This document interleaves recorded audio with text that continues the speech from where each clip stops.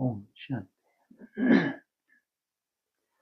29/7/2026 गीत चला है। हमारे तीर्थ न्यारे हैं। कैसा न्यारापन है। जो हद के तीर्थ हैं उनमें भी न्यारापन है और हमारे तीर्थ तो फिर बिल्कुल ही न्यारे हैं। क्या न्यारापन है जो हद के तीर्थ स्थान है। क्यों करते हैं जी? शांति के लिए जी। पुण्य जमा हो जाएगा तो फिर क्या होगा? जो घर गृहस्थ में रहते हैं पुराने जमाने में चले जाओ, अभी वाले नहीं। अभी तो ढोंगी हैं। तीर्थ यात्रा कहाँ करते हैं?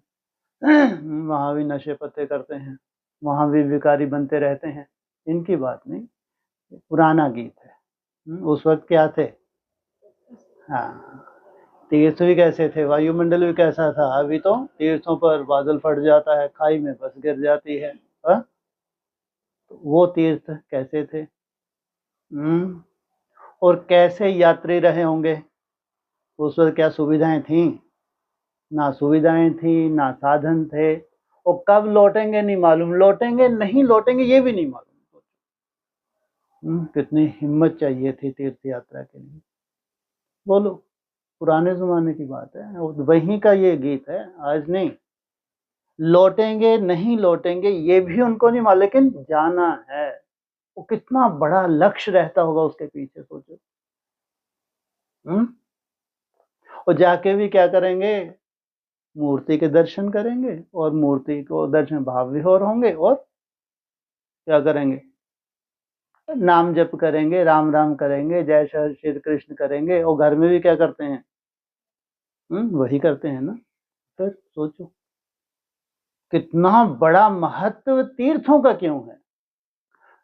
इसलिए कहते हैं, इनको कहते हैं तामसिक बुद्धि। जितने पढ़े लिखे हैं ये सब नास्तिक है, सबके सब तामसिक हैं। इसलिए गॉडली पढ़ाई नहीं, डॉगली पढ़ाई। तो कुत्ता कुतिया बन रहे हैं। इनको क्या मिल रहा है? केवल बुद्धि मिल रही है। कितनी सुंदर बुद्धि है। तीर्थों पे धक्के खाओ, घर में बैठ के भी वही कर रहे हो तुम, राम राम हरे कृष्ण। तो क्यों धक्के खाते हो भाई? लेकिन इसके पीछे कितनी बड़ी साइंस छुपी है, ये कभी बुद्धि को नहीं चलाएंगे। क्योंकि देहमान ठूस ठूस के भरा हुआ है, इनमें मरना ही है इनको।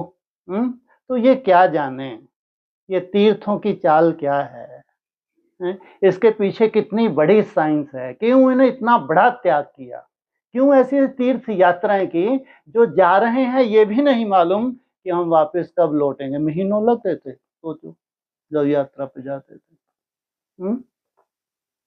तुम्हारे तीर्थ न्यारे हैं तो उनके भी न्यारे ही थे।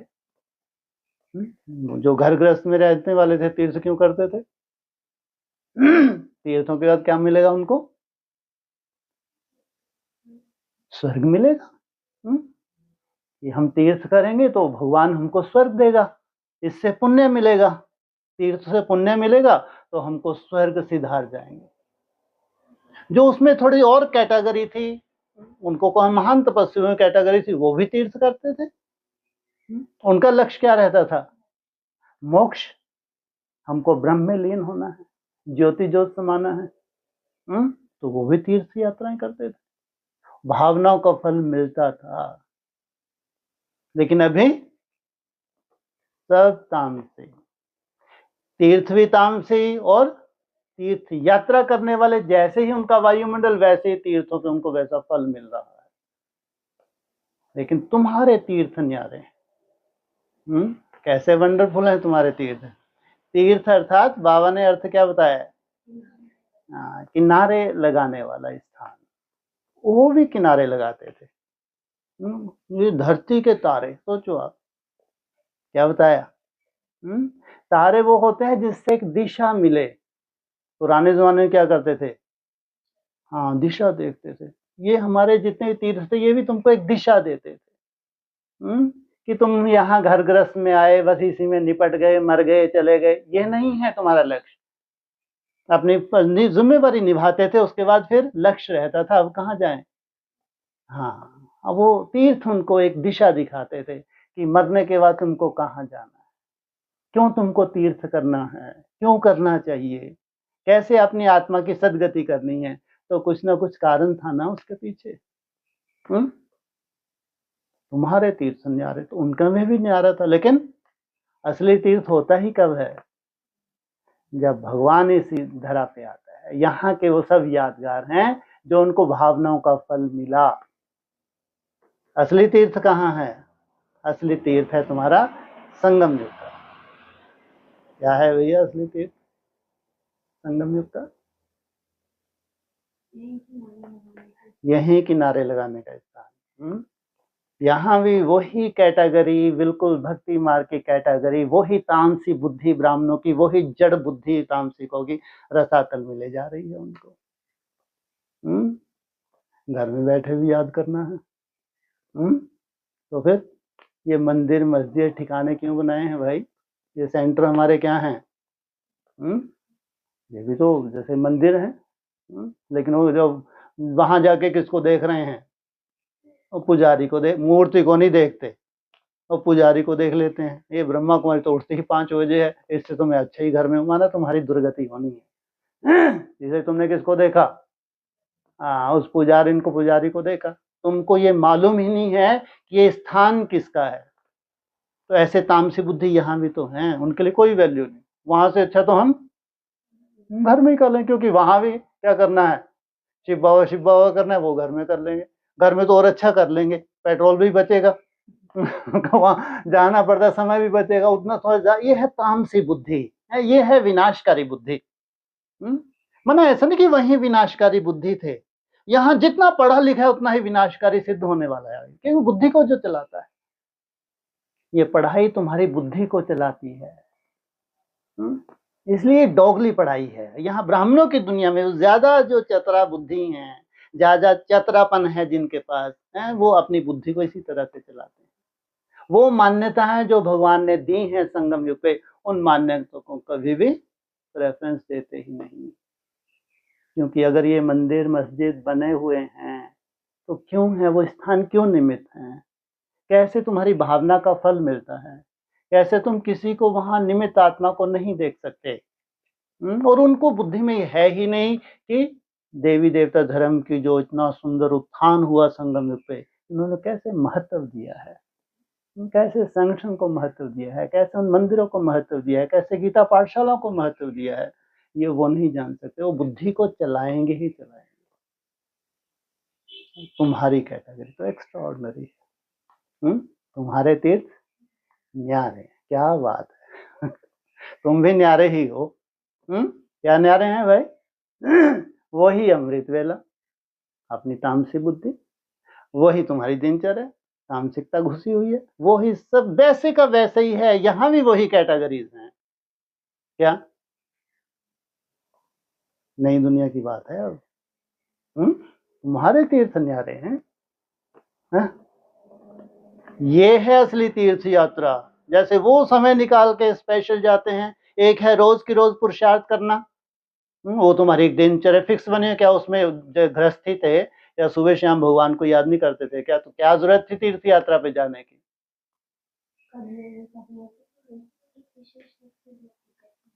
अरे तीर्थ यात्रा इतनी कठिन होती तो भगवान भगवान करते ही पहुंचेंगे, नहीं तो बीच में ही नहीं पड़ जाए। बताया ना, आदि में इतने साधन नहीं थे, महीनों लगते थे। तो जाप करते हुए जाएंगे या सुबह शाम ही करेंगे जाप? वो अभी तो सुबह शाम भी नहीं करते, बड़ी बड़ी गाड़ियां हैं, हवाई जहाज है, हेलीकॉप्टर में सीधा पहुंचा दिए चरणों में, बैठो वहां, पैसे दो, दर्शन करो, मरो जाके। ये मरने के बहुत सुंदर तरीके हैं आजकल, तो सोचो पैसे वालों के लिए कोई कठिनाई नहीं है इनकी यात्रा के लिए, है हवाई जहाज है, हेलीकॉप्टर है, चरणों में सीधा गए, वहां भी पैसे दिए, पुजारी सबसे आगे बढ़ बैठा देता है। कितनी तामसिकता घुसी हुई।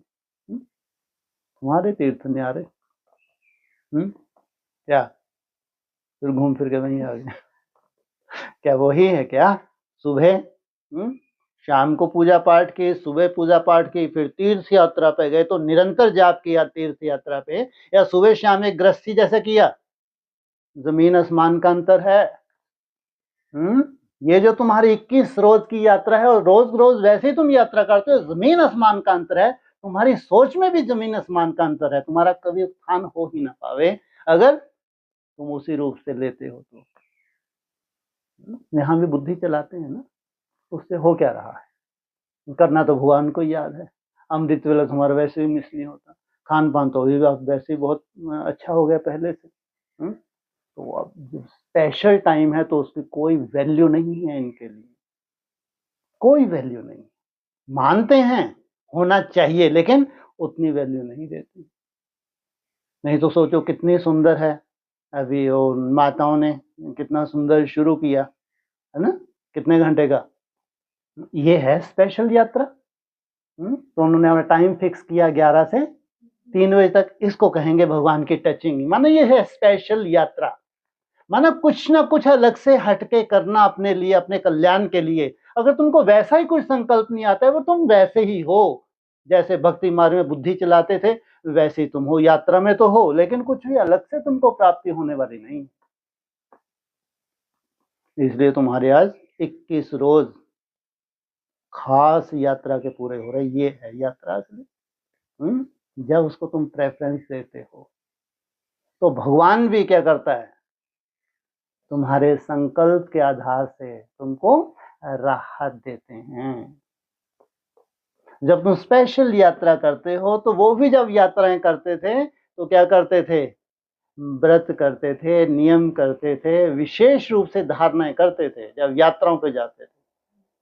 अब तुम भी जब यहाँ यात्रा पे हो तो तुम विशेष नियम बनाते हो अपने लिए, पर्सनल विशेष खान पान का तुम पर्सनल क्या नियम बनाते हो, खास बात लिक्विड डाइट। तुम्हारी तो यात्रा ही इसलिए कहा न्यारे हैं, तुम्हारे तीर्थ न्यारे हैं। कैसे स्टार बनोगे ये अभी नहीं मालूम, पुच्छल तारे बनोगे, आशाओं के दीपक तारे। कितने तरह के तारे बताए हैं? 2-3 तरह के बताए हैं ना, है? और कैसे बनोगे वो कैटेगरी अभी आगे चल के मालूम पड़ेगी, लेकिन है तो न्यारे। क्यों भाई लिक्विड डाइट क्यों? है जी, हल्के रहते हैं, फल खा के भी तो हल्के रहते हैं, है? अब तुम्हारा भोजन भी उसमें ना तो मिर्ची है ना मसाले हैं, वो भी हल्का है। दुनिया से पूछो, और ये भूसा खाते हैं, ये भूसा भूसा कितना हल्का होता है? हाँ, तुम्हारा जो है ना खाना, जो हमारे घर गृहस्थ में अच्छे से चल रहे हैं ब्राह्मण, वो अपने पड़ोसी को भी खिलाए ना, दोबारा आएगा खाने के लिए नहीं आएगा, मिलने के लिए आ जाएगा लेकिन खाने के लिए कभी नहीं फटकेगा, क्योंकि योगियों का भोजन है। उसमें हल्का सा नमक है, कोई मिर्ची नहीं है, कोई मसाले नहीं है, क्यों आएगा वो खाने के लिए? हाँ, वैसे आ जाएगा ज्ञान सुनने, भोजन करने तो कभी नहीं आएगा। मना कौन मुसीबत मोल ले इनका भूसा खा के। तो सोचो इतनी सुंदर तुम्हारा खान पान है, फिर ये लिक्विड फिक्विड ये फालतू ये क्या नाटक है? ये नाटकबाजी नहीं है क्या? नाटक नहीं है, अच्छा हाँ तो क्या है? बचाने में एनर्जी, ये क्या साइंटिफिक किया है, एनर्जी बचाने में बची है। और कुछ? हम निराकार स्टेज में, हम तो खूब खा के भी निराकार स्टेज में बैठ सकते हैं, चैलेंज है। किसमें? खा के बैठो तो थोड़ा घूम फिर लो।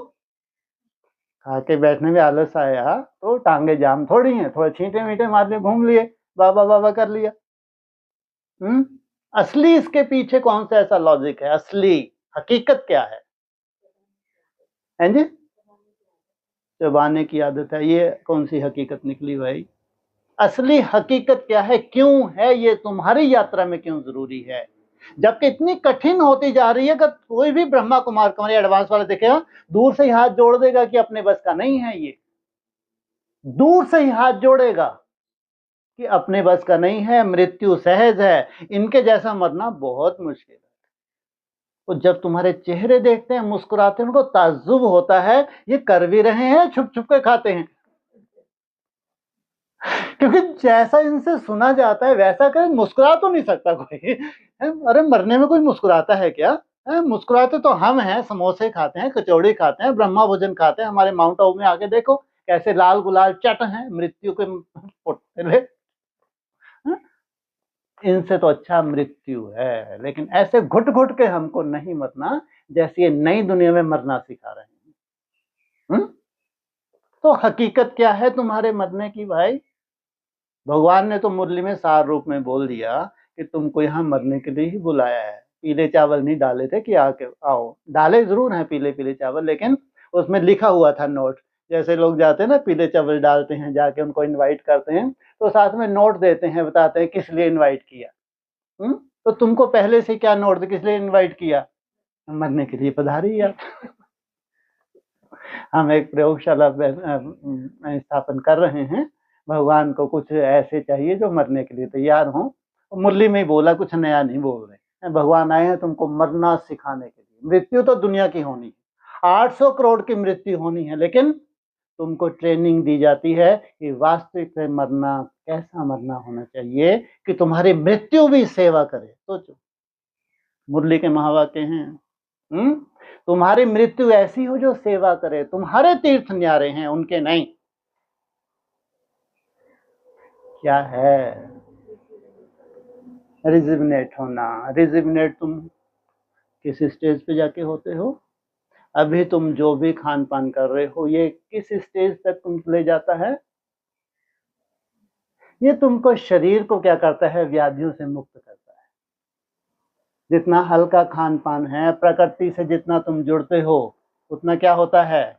ये स्थूल शरीर भी तुम्हारा शुद्ध होता जाता है। लेकिन वो जो सूक्ष्मता की बात आ रही है, जो न्यारेपन की बात आ रही है, जो लिक्विड डाइट की अभी तुमने बात की है, इसका ऐसा कौन सा ये कारण है भविष्य की तुम्हारी जो रूपरेखा बनने जा रही है, जो कोई दूर से ही स्वीकार नहीं कर पाएगा भविष्य में? ऐसा इसमें कौन से साइंटिफिक नूंद है जो तुम्हारे लिए इतनी सहज होने वाली है, इतनी सहज? वो तुम्हारा चेहरा बताएगा, तुम्हारे चेहरे की रौनक बताएगी। जो तुम्हारे चेहरे की खुशी है, वो उनका चेहरा कभी भी नहीं खिल सकता। अच्छे से अच्छा वो खा लें, अच्छे से अच्छा, उनका चेहरा कभी नहीं खिल सकता जितना तुम्हारा खिला हुआ चेहरा सदा ही रहने वाला है, सदा ही रहने वाला है। तो तुम्हारी फिटनेस उनकी फिटनेस कभी भी नहीं मिल सकती जो तुम्हारी शारीरिक फिटनेस होगी। तो ये सूक्ष्मता जो है, ये जो व्रत है, ये जो उपवास है, ये भी साइंटिफिक है, क्योंकि तुमको बहुत सूक्ष्म बनना है। ये पूरा साइंटिफिक। जिसको जितना सूक्ष्म बनना है, उतना ही सूक्ष्म यात्रा के लिए अपने भोजन को सूक्ष्म करना ही होगा। इसलिए वो कल्पना भी नहीं कर सकते कि जीते जी जो तुम्हारी लंबी यात्रा है, कोई जा सकता है? कहां की लंबी यात्रा?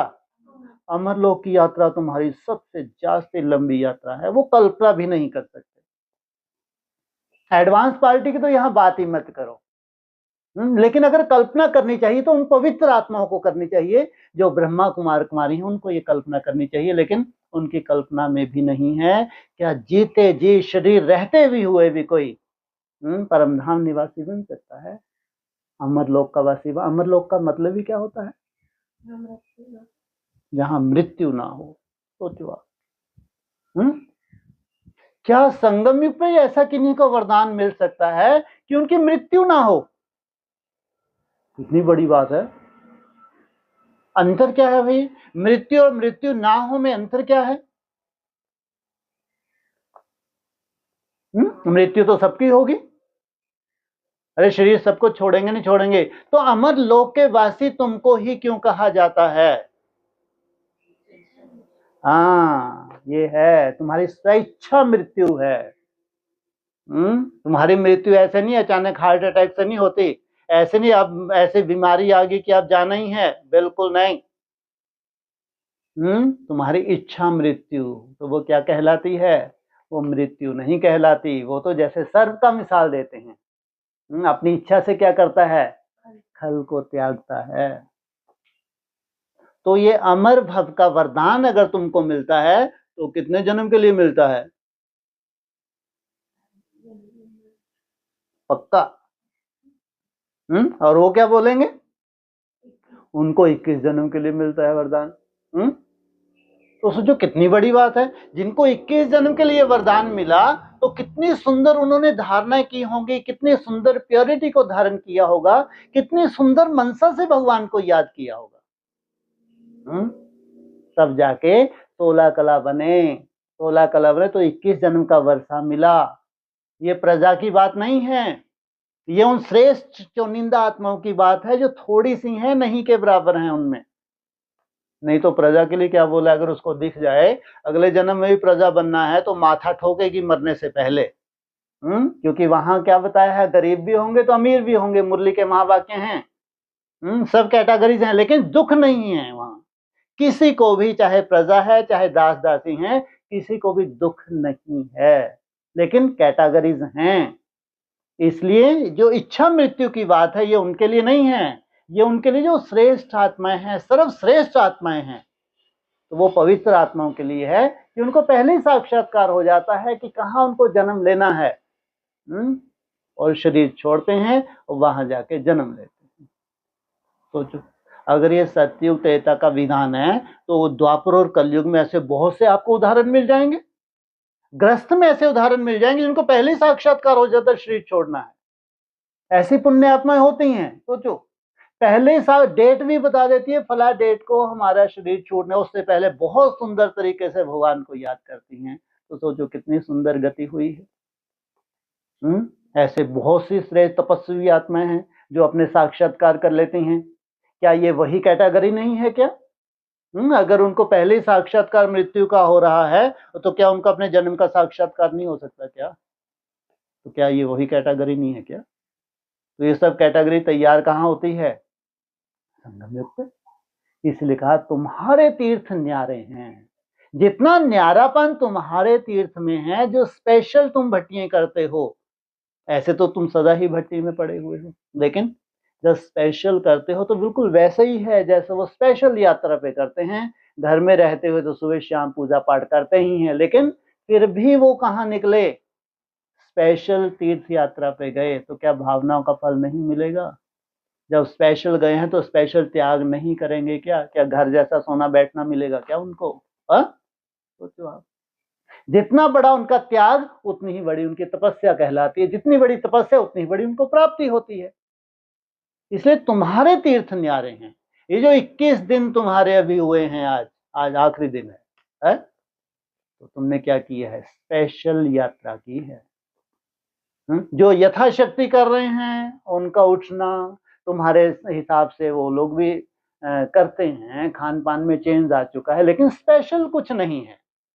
लेकिन ठीक है, एक दिनचर्या है, तो उनको नहीं कहेंगे कि उनके तीर्थ न्यारे हैं, उनको नहीं। लेकिन अभी उनका उदाहरण दिया, माताओं को ये प्रेरणा हुई, लिक्विड की प्रेरणा हुई कि अलग से हमको भट्टी में उसमें कोई जाएगा क्या? अगर 2 भी होंगी तो बहुत बड़ा संगठन हो गया। ऐसी ज्यादा नहीं, छिटकते हैं, ध्यान रखना।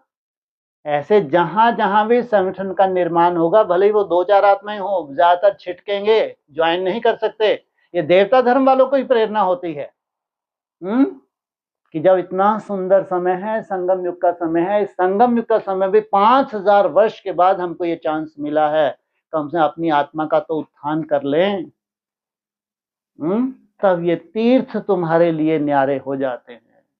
एक साधारण दिनचर्या में तुम नहीं जीते हो, जब तुम स्पेशल एक टारगेट लेके चलते हो तो तुम्हारा अब क्या हुआ, एक अंतर आ गया तुम्हारे उठने बैठने में, और दिन में भी जो तुम विशेष रूप से मन बुद्धि को भगवान में लगाते हो तो उसमें तुम्हारी चाल में भी अंतर आ जाता है। तो ये है न्यारापन। साधारण रूप से भगवान को याद करना और स्पेशल भट्टी करके उसको याद करना, जमीन आसमान का अंतर। तो जमीन आसमान की प्राप्ति में भी अंतर है। जमीन की प्राप्ति क्या है?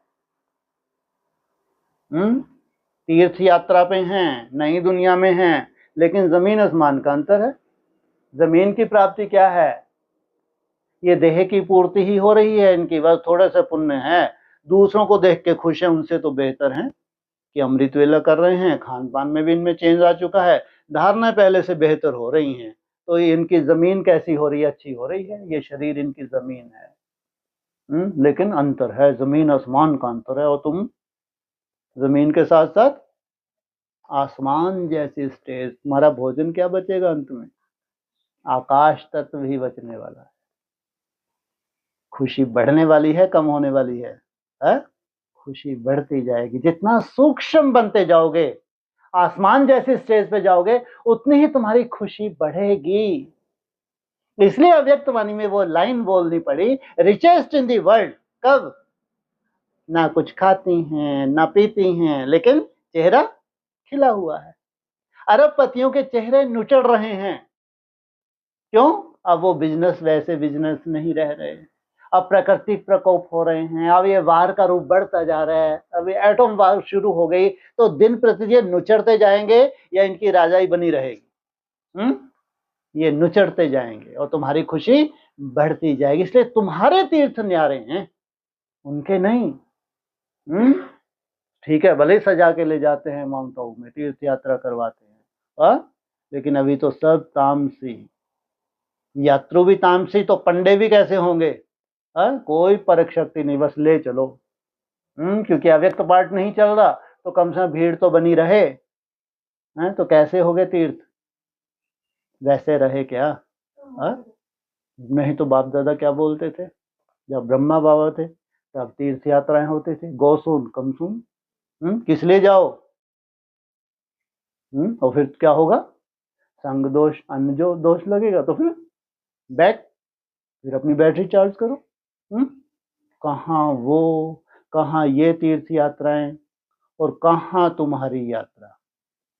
तुम्हारे तीर्थ न्यारे हैं, यही धरती के तारे हैं। जो तुम यात्रा कर रहे हो, ये उन श्रेष्ठ तपस्वी आत्माओं को केवल दिशा निर्देश दिखाने वाले हो, मरने वालों को नहीं। वो कभी तुमको फॉलो नहीं कर पाएंगे, दूर से प्राण छोड़ देंगे।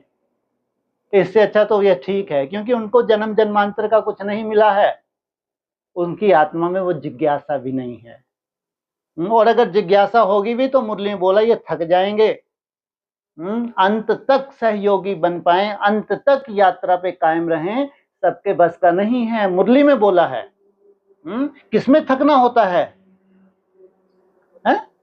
असली पुरुषार्थ कौन सा जिसमें थकना होता है? याद की यात्रा। उस एक्यूरेट यात्रा में जब चलते हैं उसमें अच्छे अच्छे थक जाते हैं, छोड़ देते हैं कि अपने बस का नहीं है। ये मुरली के महावाक्य हैं। इसलिए जितना सूक्ष्म तुम्हारी मन बुद्धि हो रही है उतनी ही सूक्ष्म तुम यात्रा कर सकते हो। जितनी मोटी तुम्हारी मन बुद्धि है उतनी ही मोटी तरह से तुम यात्रा को लोगे। सूक्ष्म यात्रा तो सबसे पहले तुमको महामंत्र आते से ही पढ़ाते हैं तुम्हारी यात्रा के लिए। बच्चे तुम कौन हो? सोचो, कहाँ आत्माओं की यात्रा, कहाँ ब्रह्मा कुमार कुमारी देह ठूस ठूस के भरी हुई इनकी यात्रा। जमीन आसमान का अंतर है। मैं आया ही हूं तुम्हारे लिए, तुमको वापस घर ले जाने के लिए। असल में तुम परम धाम के वासी हो। ये है तुम्हारी यात्रा। यहाँ देह का तो कोई रोलना तो ना है ही नहीं, देह का कोई रोल नहीं है। देह है मात्र, निमित्त मात्र है, वो भी तप के लिए है। यहाँ दूर दूर तक बताओ कहाँ अटैचमेंट रहा? जिसकी देह ही अपनी नहीं है वो देहधारी कहां से रह गए? ये है तुम्हारी यात्रा। क्या तुम्हारे जैसी प्राप्ति की कोई कल्पना कर सकता है? ऐसी श्रेष्ठ आत्माओं के लिए भगवान आया है। उनके उत्थान से पूरी सृष्टि का उत्थान हो जाता है। सोचो कितनी बड़ी सेवा है। रूहानी बाप अपने रूहानी बच्चों से मिलते हैं, जब वो रूह बन जाते हैं तो पीछे पीछे पूरी सृष्टि के कल्याण के निमित्त बनते हैं। और ये यात्रा तुमको अंतिम समय में मिली है। इस 27 तक की यात्रा पूरी हो जाएगी। और विस्फोट, बड़े से बड़े विस्फोट ब्राह्मणों की दुनिया में होते हैं। विस्फोट पहले है कहाँ होते हैं? ये पुण्य आत्माएं हैं। पहले यहाँ विस्फोट जरूरी है, इनको वैराग आए, नहीं तो ये ऐसे ही चाल चलते रहेंगे, समय बर्बाद करते रहेंगे। क्यों? 27 में तुम्हारी यात्रा पूरी हो जाती है। क्या अगर इतनी ही निराली चाल रही तो 27 में क्या कर डालोगे तुम? है? अरे अभी तुम निराला ही तो चल रहे हो। अगर ऐसी निराली चल रही, नहीं तो आराम से 34 तक करना चाहिए तुमको। कितना सुंदर भगवान की प्लानिंग है तुम्हारे पास। धीरे धीरे चलो। क्या हो, क्या बाकी चलो छोड़ो। 34 तक का कितना सुंदर टाइम दिया हुआ है कि धीरे धीरे धीरे अपनी चाल चलते जाओ और 34 तक तुमको मंजिल मिल जाएगी। फिर कभी कभी बोला है, डराने के लिए नहीं बोला है, कि इनको बुद्धि ही 34 में मिलने वाली है। जब सब कुछ लुट गया, पाने वाले सब कुछ पा गए, इनको ये मालूम ही नहीं था कि इनकी यात्रा 24 से शुरू हुई है, तब जाके इनकी रिजल्ट वो निकली है जो तुम कभी कल्पना ही ना कर पाए। 27 तक तुम यात्रा ही नहीं कर पाए।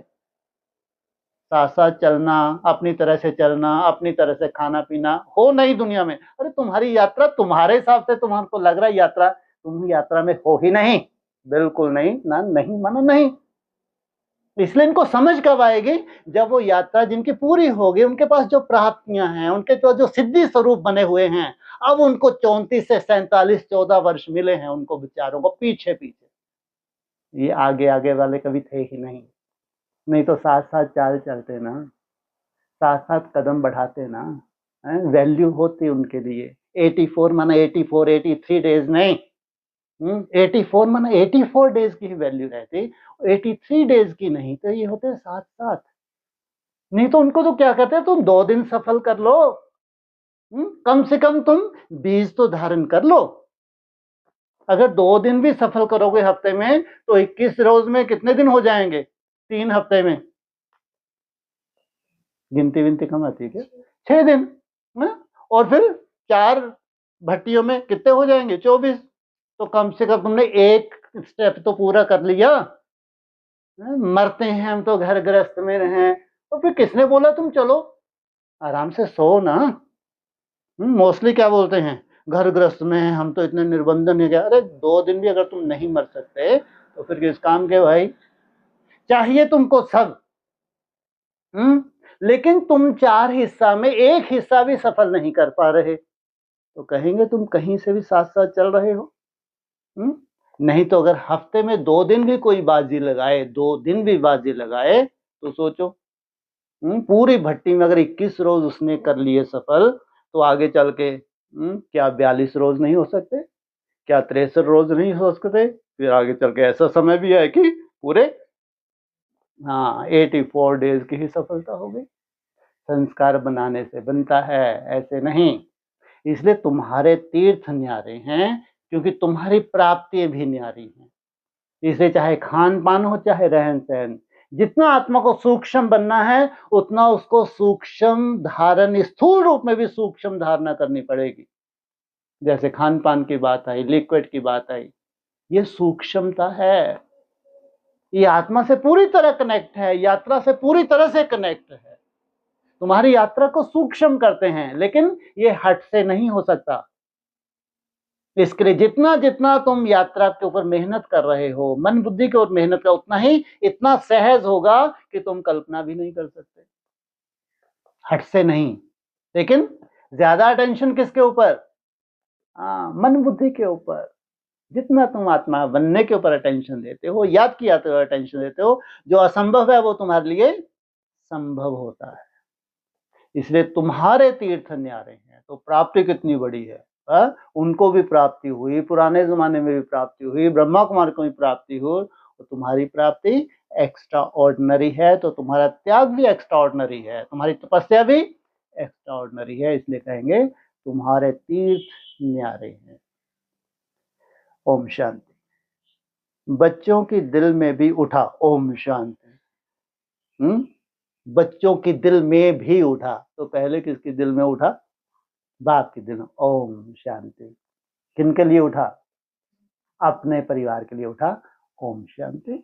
पहले बाप ने, क्या अर्थ है इसका? जैसा मैं वैसे तुम। जैसे किसको नमस्ते कहा जाता है, तो वह भी रिटर्न में कहते हैं नमस्ते।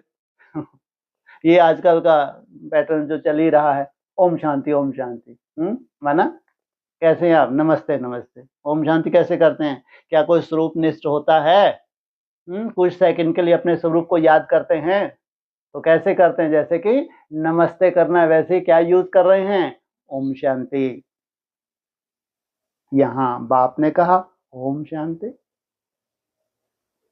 तो सब बच्चे, इनकी आत्मा सहित सबके दिल से आएगा ओम शांति, अर्थात हम आत्मा शांत स्वरूप हैं, इनके सहित। क्या करेंगे?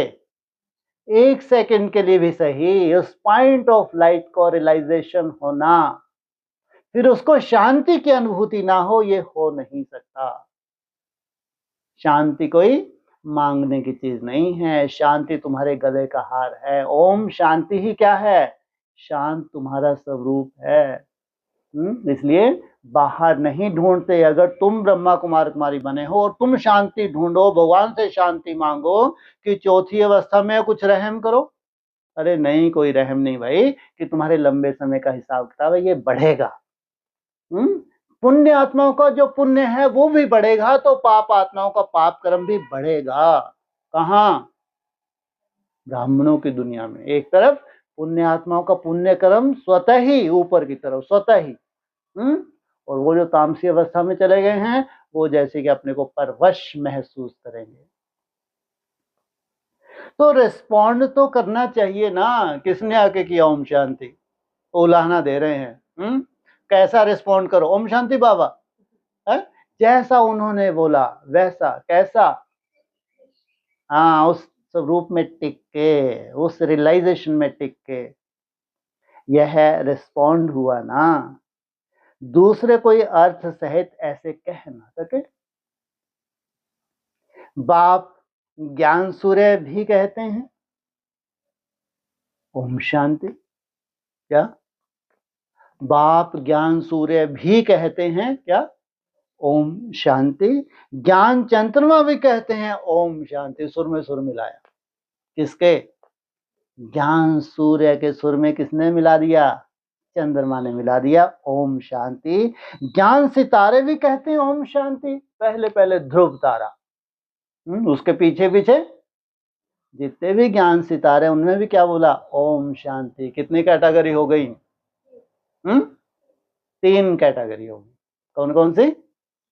सूर्यवंश, चंद्रवंश, लक्की सितारे, जो और धर्मों में जो पुच्छल हैं कन्वर्ट हो जाते हैं, है ना। सितारों में सब आ गए। 9 लाख में क्या सब आ गए। मुख्य सितारे कितने होते हैं? गायन तो 9 लाख का ही है ना, उसमें क्या हो गया? सब आ गए। अब तुम बच्चों को अपने स्वधर्म का पता लगा है कि हम शांत स्वरूप और शांति धाम के रहने वाले हैं। तुमको ये मालूम पड़ा है क्या? शांत स्वरूप और रहने वाले, शांति धाम के रहने वाले हैं, यह तुमको निश्चय हुआ है। सोचो कितना अंतर होगा तुम्हारी यात्रा में। जिसको ये निश्चय हो जाए कि मैं देह नहीं हूं, मैं आत्मा हूं, मेरे लिए भगवान आया है, मेरे लिए। ऐसा तुम्हारे में क्या खास था भैया कि तुम्हारे लिए उतरना पड़ा? सोचो कैसी जन्म जन्मांतर की कितनी सुंदर तुम्हारी यात्रा रही होगी कि भगवान को तुम्हारे लिए उतरना पड़ा। तुमको आके बताया असल में तुम यहाँ के नहीं हो, तुम आत्मा हो, परम धाम तुमको वापस जाना है। तो यह तुमको निश्चय हुआ है। अच्छी रीति से तुम आत्मा को जानते हो। अच्छी रीति से क्या? आत्मा को सभी जानते हैं, ब्रह्मा कुमार कौन भी जानती है, हम क्या हैं? आत्मा। तुम अच्छी रीति से जानते हो। अंतर क्या है उनमें? अच्छी रीति जानना और आत्मा को जानना। अरे आत्मा को तो भक्ति मार्ग में भी जानते हैं, गीता में आत्मा के बारे में बोला है। दुनिया को भी मालूम है, जो अच्छे थोड़े अध्यात्म की तरफ रुचि रखते हैं, कि हम देह नहीं है, हम आत्मा है। और कम से कम जितने भी ब्रह्मा कुमार कुमारी हैं, जो ब्राह्मण बनते, सबको मालूम है कि हम आत्मा है। लेकिन तुम अच्छी तरह से, क्या अंतर है उनमें और तुम्हारे में? हैं जी? वो भी स्वरूप निष्ठ होते हैं, ऐसे बैठ जाते हैं। कैसा क्या पाठ भरा हुआ है जाना। और अरे जब तुम आत्मा हो, तुम्हारी देह है क्या? अच्छी तरह से जानते हो। जब देह ही मेरी नहीं है, तो देह के साथ जितना भी फैला रहा है, खान पान रहन सहन, ये देह का है, ये मेरा नहीं है। तो ये देहधारी तो बहुत दूर की बात हो गई क्या? इसलिए तुम और उनमें जमीन आसमान का अंतर है। इसलिए क्या कहा? तुम अच्छी रीति से जानते हो। बरोबर कहा जाता है महान आत्मा पुण्य आत्मा। क्यों कहा जाता है महान आत्मा पुण्य आत्मा? कि तुम अच्छी रीति से जानते हो।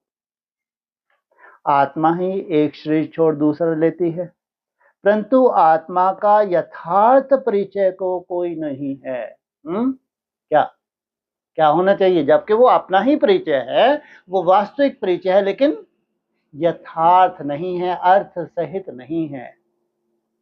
हम आत्मा इतनी छोटी हैं, 84 जन्मों का पार्ट बजाते हैं। कितनी छोटी हैं? 84 जन्मों का पार्ट बजाते हैं। यह ना तुमको पता था, ना कोई जानते थे। कितनी छोटी आत्मा हो और पार्ट कितने जन्म का बजाती हो?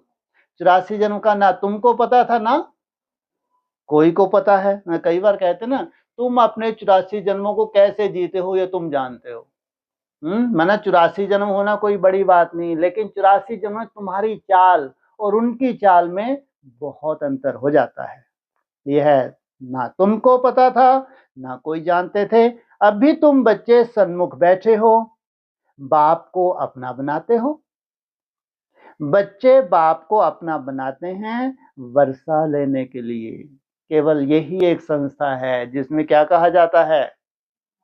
बाबा बाबा। वो कहते थे भगवान, प्रभु, ईश्वर, लेकिन यहाँ जमीन आसमान का यहाँ भी अंतर है। इसलिए दुनिया की प्राप्ति में और ब्रह्मा कुमार कुमारियों की प्राप्ति में भी बहुत, कहो तो फिर जमीन आसमान का अंतर ही कहना चाहिए। बाबा कहने से क्या किया तुमने? संबंध जोड़ लिया। सोचो कितनी बड़ी बात है। उस भगवान से संबंध जोड़ना, केवल जोड़ना या निभाते भी हो। वो तुमको बुलाते हैं, आ जाओ, अच्छा निभाना तो आ जाओ। क्या सिखाता हूँ? हाँ, जैसा मैं मरा हुआ हूँ, मैं कैसा हूँ? अभोक्ता, असोचता, निर्विकल्प समाधि में सदा ही रहता हूँ। वैसे ही निर्विकल्प समाधि तुम्हारी बनाने के लिए तुमको अपना बनाता हूँ। तुम बच्चे जानते हो, हम आत्माओं का देहात का बाप इस ब्रह्मा तन में आया हुआ है।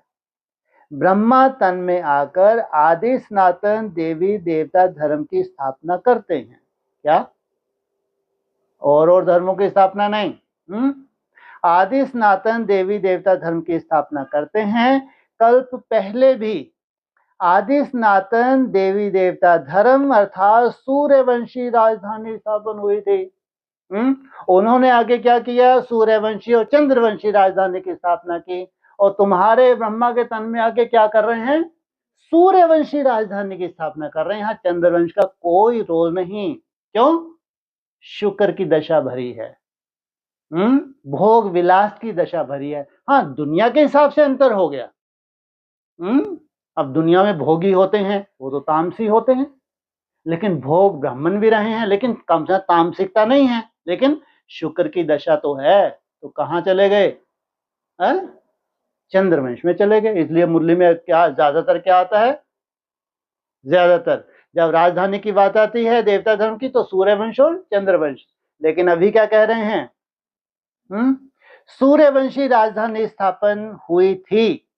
यह स्थापना का कार्य कल्प कल्प बाप ही करते हैं, जिसको भगवान कहा जाता है। इससे थोड़ा सा नशा चढ़ता है? जिसको वो 800 करोड़ क्या कहते हैं? भगवान, प्रभु, ईश्वर। वो तुम्हारे लिए आके क्या करते हैं? सूर्यवंशी राजधानी की स्थापना करते हैं। थोड़ा सा ऐसा। भगवान बाप से सब मांगते हैं, दुख हरो, सुख दो। जब सुख मिल जाता है तो मांगने की दरकार नहीं रहती। कहाँ मिलेगा वो सुख? तुम्हारे लिए सबसे बड़ा चैलेंज क्या है? शरीर रहते रहते। ये संगम युग जितना सुखदायी है वो सतयुग तो कुछ भी नहीं है। इस संगम युग पे जो भगवान की पालना तुमको मिलती है, जो स्वयं स्थिति का तुम आनंद लेते हो, उसमें वो फीका पड़ता है, इसलिए वो गोल्डन है और तुम डायमंड। तुम्हारा युग भी क्या है? ये डायमंड। और बनते भी तुम डायमंड हो। जब सुख मिल जाता है तो मांगने की दरकार नहीं रहती। यहाँ मांगते हैं क्योंकि दुख है, वहां कुछ भी मांगने की दरकार नहीं रहती। बाप सब कुछ देकर जाते हैं। इसलिए सतयुग में कोई भी बाप को याद नहीं करते। इतना बड़ा उलाहना। अरे आपने सब कुछ दे दिया, थोड़ा सा तो रख लेते अपने पास। क्या सब कुछ दे दिया? मैं क्या हूं? सुख का सागर हूँ, शांति का सागर, आनंद का सागर हूँ, प्रेम का सागर हूँ, पवित्रता का सागर हूँ। सब कुछ बच्चों को दे दिया। अब कोई भी तुमको, अब आपको कोई भी याद नहीं करता, तो फिर आपको आराम देने के लिए किया है हमने भी। किस लिए? नहीं, हम नहीं बोल सकते क्या, इतने तो चिट-चैट कर ही सकते हैं कि जब आपने सब दे दिया तो आप, हमको भी लगा कि आप थक गए हो, कि आपने ही बोला था मैं आराम करता हूँ, तो हमको लगा कम से कम क्या देना चाहिए अब, है ना, आप थोड़ा रेस्ट करो, तब तक हम खेल पाल करते हैं, और फिर आप आ जाना द्वापर युग में, क्योंकि वहां हमारी कलाओं का हमको यूज करना है, वहां खंडित भारत को हमको अखंड करना है। तो बाप समझाते हैं कि बच्चों को हम सुख धाम का मालिक बनाते हैं। तुम बच्चे जानते हो इस बाबा से हम फिर से सुख धाम का वर्षा ले रहे हैं, पहली बार नहीं ले रहे, फिर से बेहद के बाप से बेहद का सुख लेते हैं, और हद के बाप से जो उनकी प्रॉपर्टी है वो हद का सुख होता है। तुमको समझाया जाता है भक्ति मार्ग कैसे चलता है। मनुष्य सृष्टि रूपी झाड़ की उत्पत्ति, पालना और संहार कैसे होता है, वह ड्रामा का आदि मध्य अंत क्या है, तुमको समझाया जाता है। क्या क्या? भक्ति मार्ग कैसे चलता है, फिर सृष्टि की उत्पत्ति, पालना, विनाश, और फिर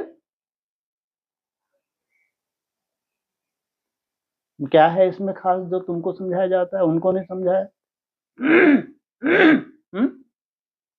पहले क्या बोला? भक्ति मार्ग कैसे चलता है, मनुष्य सृष्टि रूपी झाड़ की उत्पत्ति, पालना और संहार कैसे होता है, वह ड्रामा का आदि मध्य अंत क्या है। तुमको भक्ति का फल, जितना बड़ा भक्त उतना बड़ा यहाँ ज्ञानी तो आत्मा, उतना बड़ा यहाँ योगी बनता है। भक्ति का ही फल मिल रहा है। और भक्ति भी तुम्हारी तामसी हुई है क्या? कोई कोई कलयुग के अंत तक ही, आज भी आपको बहुत सुंदर भक्त मिल जाएंगे, निस्वार्थ भक्त मिल जाएंगे, तो उनकी अपेक्षा तुम्हारे अंत तक भी भक्ति कैसी रही होगी? सात्विक ही रही होगी उनकी अपेक्षा। हाँ, एक शिव की उपासना नहीं है, लेकिन तो भी अगर भक्ति में त्याग जास्ती होता है तो वो सात्विक ही कहलाती है। तो तुमने भक्ति का भी जाना, फिर सृष्टि के आदि का तुमने जाना कि सृष्टि की आदि कहां से होती है, कहां से होती है? शिवालय से। तुम हो शिव वंशी ब्रह्मा कुमार कुमारियां, जहां शिवालय से सृष्टि की शुरुआत होगी। शिवालय कहाँ है भाई? हिमालय में। गुड। क्या नाम है उस शिवालय का? अरे भक्ति मार्ग के हिसाब से बताओ। लो, अमरनाथ। गुड। हाँ, अमरनाथ है यादगार। कैसा शिवलिंग है? शीतल। कैसा है? एकदम शीतल, सदा ही सतो प्रधान है वो शिवलिंग। इसलिए तुमको अमर भव का वरदान कब मिलता है? जब तुम्हारी इंद्रियां एकदम कैसी हो जाती हैं? शीतल हो जाती हैं, बर्फ जैसे शीतल हो जाती हैं। यह है तप का बल। तो सोचो, तब जाके तुमको वरदान मिलता है। कौन सा? अमर भव का वरदान मिलता है। उत्पत्ति, शिवालय, और फिर पालना। कहाँ कर्तव्य होता है? जैसे तुम बने हो, जैसे तुम्हारी कर्म इंद्रियां शांत हैं, शीतल हुई हैं, वैसे ही पालना चाहिए। किनको? शिव वंशी ब्रह्मा कुमार कुमारियों को। विनाश, बीच में डमरू ने अपना कमाल दिखा दिया। तुम ये तीनों कर्तव्य को प्रैक्टिकल जानते हो। ड्रामा, ये कैसा ड्रामा है? ये ड्रामा में कितनी सुंदर नून की है, जिस ड्रामा का आके भगवान ने परिवर्तन किया। बाकी ये सृष्टि सदा ही चलती रहेगी। कब तक चलेगी? हैं जी? जब तक पूरी स्थापना 9 लाख की ना हो जाए तो कितने वर्ष लग जाएंगे? 200-300 वर्ष लग जाएंगे। तो ये सृष्टि अभी आगे चल के रहने के काबिल रहेगी क्या? वायु कैसी हो जाएगी? एकदम दूषित। जल कैसा हो जाएगा? एकदम दूषित। इसलिए तुमको कहाँ भेज देते हैं? जम्बूद्वीप। जम्बूद्वीप में तुम जैसे कि रेस्ट करते हो, तुम्हारा यादगार है जो शास्त्रों में है। वहां कैसे तुम एकदम रेस्ट में। फिर मीठी नदियों के किनारे तुम्हारे महल होंगे। तो आदि मध्य अंत क्या है? यह है साकारी दुनिया, वह है निराकारी दुनिया। दो ही दुनिया का जिक्र कर रहे हैं, तीसरी दुनिया को उड़ा दिया। क्या? यह है साकारी दुनिया, वह है निराकारी दुनिया, और तीसरी दुनिया क्यों उड़ा दी? है जी, उसका पार्ट समाप्त हो गया। अच्छा भाई, पार्ट शुरू हो गया समाप्त हो गया है? तुम जाते हो और आते हो, आओगे डायरेक्ट या वहीं से होकर आओगे? है, तुम आते हो डायरेक्ट, लेकिन जाते हो वाया सूक्ष्म वतन। लेकिन गति अलग है। कहाँ सूक्ष्म धर्मराजपुरी बने, कहाँ सूक्ष्म वतन में तुम्हारा वेलकम किया जाए।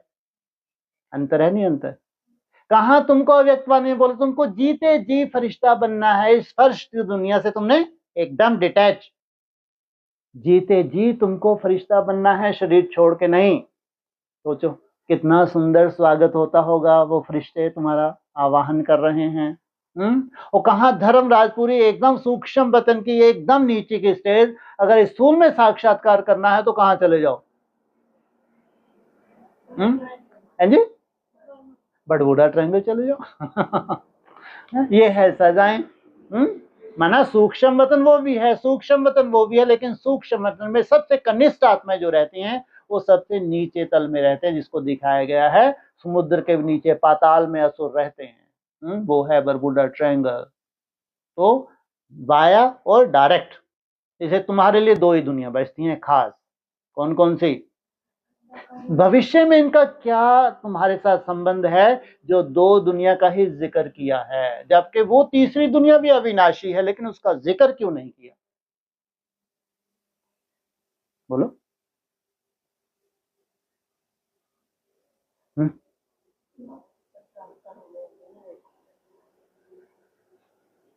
और हाँ, तुम उस मोक्ष के लिए पुरुषार्थ करोगे, लेकिन बीच में सूक्ष्म वतन माना तुम्हारे लिए गेस्ट हाउस है। ये तुम्हारी बुद्धि में क्या फिट कर रहे हैं? दो दुनिया फिट कर रहे हैं, निराकारी और साकारी। बच्चे समझ गए हैं? हमने पूरा आधा कल्प भक्ति की, बच्चे समझ गए हैं? पूरा आधा कल्प क्या की है तुमने? भक्ति की है। अब कलयुग का अंत है, वर्षा मिलता ही है संगम पर। यह बच्चों को अच्छी रीति समझना चाहिए। संगम भी छोटा होता जाता है, सोचो। जितना छोटा होता जाता है उतनी तुम्हारी लॉटरी है।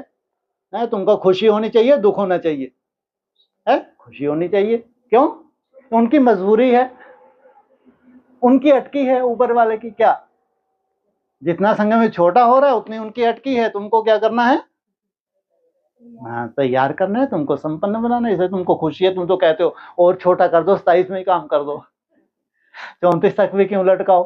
क्योंकि फिर आपकी ही मजबूरी रही। हमने तो जो करना था मेहनत कर ली, अब तो आप करो। है? तो यह बच्चों को अच्छी रीति समझना चाहिए। अभी संगम पर हैं, यह तुम बच्चे ही समझते हो, दूसरे कोई भी समझेंगे नहीं, है ना? ये तुम्हारी जो संस्कृत की भाषा है, ये क्या है? ये उनके लिए नहीं है सुधरी हुई है, ये मूल्यों में ही है, कुछ अलग से नहीं है, लेकिन कोई समझेंगे ही नहीं जब तक परिचय नहीं देंगे। लेकिन उनमें परिचय देंगे किनको समझ में आने वाला है? जो ऊपर क्या बोला, राजधानी कौन से स्थापन कर रहे हैं? सूर्यवंशी चंद्रवंशियों को समझ में आने वाला नहीं है, तो और धर्मों की तो बात ही नहीं है। तो जरूर संगम युग आता है, जबकि पुरानी दुनिया बदल नहीं होती है। यह सारी पुरानी दुनिया है, इनको आयरन एज कहा जाता है। यह भी तुम जानते हो। पहले पहले सारी दुनिया पर एक ही धर्म होता है। नई दुनिया में भारत खंड ही सिर्फ होता है, थोड़े मनुष्य होते हैं। नई दुनिया में एक ही खंड, भारत खंड। थोड़े मनुष्य, कितने थोड़े मनुष्य? जब सृष्टि की शुरुआत होगी 3-4 हजार है, 4,000 कह लो, एक ही तो गांव बोला है। जब शुरुआत की बात है ना, एक छोटा सा गांव, लेकिन वो वंडरफुल गांव है, ये मत भूला करो। केवल गांव बोलने से गवार जैसे लगते हैं। इतनी मेहनत कर रहे हैं दिन रात, ना ढंग से खा रहे, ना ढंग से पी पा रहे हैं, और मिला इनको गांव। इसे क्या लगाया करो, वो wonderful, wonder of the world है, वो गांव नहीं है। क्या है? गांव तो भगवान की भाषा में, उन्होंने दिल्ली को भी गांव बोल दिया। इनके बोलने में क्या जा रहा है? उनके लिए दिल्ली भी क्या है? मुरली के गांव है। भगवान बोल सकता है, लेकिन तुम जानते हो वो क्या है? वंडरफुल वर्ल्ड है। क्या है वो? वंडरफुल। कितने वंडर फेल हो रहे हैं उसके सामने? ये 7 वंडर फेल हो रहे हैं। तो ये भगवान का स्थापन किया हुआ वंडर है। क्या विशेषता है उसकी? मुरली के हिसाब से पांडवों का किला, उनकी इच्छा के बिना सवाल ही पैदा नहीं हो सकता। कोई भी राष्ट्राध्यक्ष हो, लेकिन उनकी इच्छा के बिना कोई पांव नहीं रख सकता। तो नई दुनिया को ही स्वर्ग कहा जाता है। इससे सिद्ध है नई दुनिया में नया भारत था। क्या नई दुनिया होगी तो भारत भी पुराना नहीं, नया भारत था। अब पुरानी दुनिया में पुराना भारत। गांधी भी कहते थे नई दुनिया नया भारत हो, नई दिल्ली हो। क्या नई दुनिया होगी तो नया भारत। तो ये जितनी भी तुम्हारी देह हैं जो भगवान ने ली हैं, तुमने ये देह किसको दे दी? भगवान ने ली तो तुमने दी। ये देह ली। नई दुनिया में सब ये जितनी भी देह हैं ये रिजिवनेट हो गई। भारत भी नया तो दिल्ली भी नहीं। नव भारत में तो इन लक्ष्मी नारायण का राज था। अभी उस ही भारत पर रावण का राज है। क्या उस ही भारत पर रावण का राज है? तो रावण अर्थात 5 विकार। यह भी लिखना चाहिए, नई दुनिया नई दिल्ली। जो देह ली है भगवान ने वो कैसी है? रिजिवनेट होके नई दिल्ली। फलाने समय से फलाने समय तक इनका राज। क्या नई दुनिया नई दिल्ली में फलाने समय से लेकर फलाने, वहां कम से कम चित्र में क्या लिखा है? कम से कम संवत 1 से 2500 वर्ष तक। यहाँ क्या फलाना फलाना? क्यों अभी फलाना फलाना? इसलिए क्योंकि कोई डेट आ ही नहीं रही। ना 76 डेट आई, ना 2000 डेट आई, ना 36 डेट आई। अभी तो वो ब्राह्मण भी समझदार हो गए, अब वो 36 को भी 111 नहीं कहेंगे, क्योंकि जब 1-1 होगा तो वहां कोई भी पाप आत्मा नहीं होगी। वहां सब पुण्य आत्मा है जहां 1-1-1 हो रहा है। इसलिए कहा फलाने समय से फलाने समय तक इनका राज। यह समझा भी वही सकता है जो नई दुनिया बनाने वाला है। ब्रह्मा द्वारा नई दुनिया स्वर्ग स्थापन करते हैं। जिस स्वर्ग का वर्षा लेने के लिए तुम आते हो, क्या तुम्हारा है बड़े तेवड़ा वर्षा स्वराज? क्या है जिसमें नोंद हो रही है पूरे कल्प की? तुम्हारे स्वराज में ही 5000 वर्ष के संस्कारों की नोंद होती है। बाप तुमको युक्ति बतलाते हैं अथवा पुरुषार्थ करवाते हैं। सन्मुख भी मिलने आते हो अथवा वहां भी बैठ पड़ते हो। दिल होती है सन्मुख मिले। वह सन्मुख मिलते हैं मनुष्य मनुष्य से। यहाँ तुम कहेंगे हम जाते हैं शिव बाबा से मिलने। माउंट आबू आते थे तो ब्रह्मा से मिलते थे, मनुष्य से मिलते, लेकिन जो ज्ञानी तु आत्माएं थे वो किससे मिलती थी? ब्रह्मा से या शिव बाबा से। कहेंगे वह तो निराकार है ना, हम आत्मा भी निराकार हैं। हम भी यहाँ पाठ बजाने आते हैं ना। जिनका नाम है वह जरूर पाठधारी भी हैं। क्या जिनका नाम है? किनका नाम है? शिव बाबा पाठधारी भी हैं, है। और किसी का तो नाम ही नहीं है। जबकि असली नाम तो उनके ही है। वो तो कहते हैं मेरा तो बस एक ही नाम है शिव, उलाहना सही देते हैं तुम्हारे कितने सतरंगे सतरंगे नाम रो ड्रामा के। है गुप्त गुप्त हो जाते हो तो गुप्त ही तो हाँ चलता रहता है तुम्हारा। हाँ कौन कौन से नाम है शास्त्रों में धराए हुए तुम्हारे, मुरली में भी बोल दिया।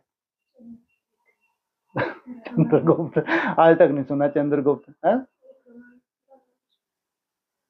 और कोई नाम नहीं है ब्रह्मा विष्णु वो ढंग के कोई नाम लो।